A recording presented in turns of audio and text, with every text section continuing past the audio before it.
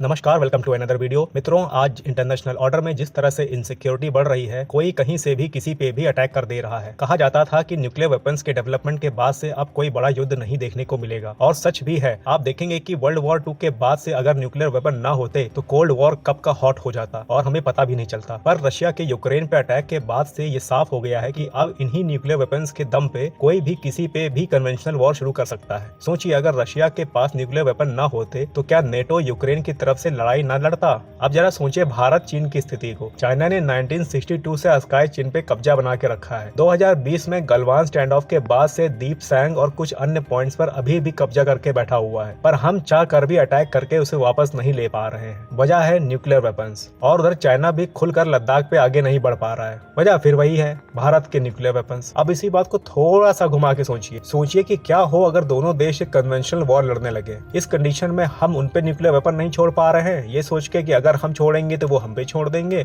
और यही सोच के वो पहले हम पे नहीं छोड़ पा रहे हैं क्योंकि वो भी यही सोच रहे हैं कि अगर वो पहले छोड़ेंगे तो हम बाद में उन पे छोड़ेंगे। अब इस कंडीशन में क्या होगा? इस कंडीशन में ये होगा कि एक भयानक युद्ध डेवलप हो जाएगा, और वो तब तक चलता रहेगा जब तक दोनों ही देश या तो समझौता नहीं कर लेंगे और या तो उनके रिसोर्सेस नहीं खत्म हो जाएंगे। तो जी हाँ, आज का एनालिसिस न्यूक्लियर वेपन पे नहीं बल्कि भारत की उन क्षमताओं पे है जो जरूरी है भारत के लिए एक कन्वेंशनल वॉर लड़ने के लिए, फिर वो चाहे चाइना के साथ हो या पाकिस्तान के साथ। आपको बता दूं कि इसी दिशा में भारत सरकार ने स्वदेशी निर्मित 5th जनरेशन के फाइटर जेट्स के प्लान को अप्रूवल दे दिया है। जी हाँ, 1500 करोड़ का ये प्रोजेक्ट, जहाँ भारत में ही DRDO के एरोनॉटिकल डेवलपमेंट एजेंसी और हिंदुस्तान एरोनॉटिकल्स लिमिटेड यानी कि HAL मिलकर एडवांस मीडियम कॉम्बैट एयरक्राफ्ट यानी कि AMCA का देश के अंदर ही निर्माण करेंगे। अगले 5 सालों में इनका प्रोटोटाइप यानी कि नमूना बनकर तैयार होगा। फिर उसके अगले 10 सालों में 200 से ज्यादा ऐसे 5th generation fighter jet Bharat की एयरफोर्स में शामिल होंगे। US, रशिया और चाइना के बाद भारत ऐसा करने वाला चौथा देश होगा। हालांकि टर्की अपना प्रोटोटाइप 5th जनरेशन एयरक्राफ्ट कान ऑलरेडी डेवलप कर चुका है, पर फाइनल इंडक्शन के बाद ही वो गिनती में माना जाएगा। तो फिलहाल के लिए US, रशिया और चाइना 3 ही ऐसे देश हैं जिनके पास 5th जनरेशन एयरक्राफ्ट है। आइए अब थोड़ा 5th जनरेशन की खूबियों के बारे में जान लेते हैं। देखिए, किसी एयरक्राफ्ट के 5th जनरेशन होने के लिए कुछ एसेंशियल रिक्वायरमेंट होती है, जैसे उनका स्टील्थ होना यानी कि दुश्मन के रडार पर पकड़े न जाना, ताकि किसी भी कॉम्बैट मिशन को बेरोक पूरा किया जा सके। दूसरा, कंसील्ड वेपन सिस्टम होना, यानी कि जो भी मिसाइल्स हों वो जेट के अंदर ही फिट हो जाए ताकि ये ना पता लगाया जा सके कि जेट किस तरह के हथियार लेके चल रहा है। तीसरा है इसकी सुपरसोनिक स्पीड, और फाइनली मैन्यूवरेबिलिटी यानी कि सीमित जगह से टेक ऑफ या लैंड करना, और साथ ही साथ हवा में भी स्टेबिलिटी बनाए रखना। आप लोगों के मन में एक सवाल जरूर आया होगा कि भारत इतना लेट क्यों, जब टर्की जैसे देश ने अपना प्रोटोटाइप बनाकर तैयार भी कर लिया है, और हमें अभी 5 साल लगेंगे अपना पहला प्रोटोटाइप तैयार करने में। देखिए, एक्चुअल में भारत इस 5th जनरेशन एयरक्राफ्ट को रशिया के साथ मिलकर डेवलप करने वाला था, पर पेच फंस गया ट्रांसफर ऑफ टेक्नोलॉजीज पे। फिर बात हुई कि चलो बना बनाया फ्लाई अवे कंडीशन में ही ले लेते हैं। फिर जैसे जैसे वर्ल्ड की जियोपॉलिटिक्स बदलने लगी, लगा देर से ही सही पर खुद का फाइटर जेट ज्यादा बेहतर है। आफ्टर ऑल हम आत्मनिर्भर भारत का निर्माण कर रहे हैं। आज यूक्रेन की हालत आप देखिए कि कैसे खुद के हथियार ना होने की वजह से जीती हुई बाजी वो हार रहे हैं, और उनके लीडर जेलेंस्की यूरोपियन कंट्रीज की चौखट चौखट घूम रहे हैं कि भैया कोई तो हथियार दे दो। अब आप सोचिए कि अगर कभी भारत चीन का दोबारा युद्ध हो गया तो उन कंडीशन में जब हमारे हथियार कम पड़ने लगेंगे तो हम किसका मुंह देखेंगे? US का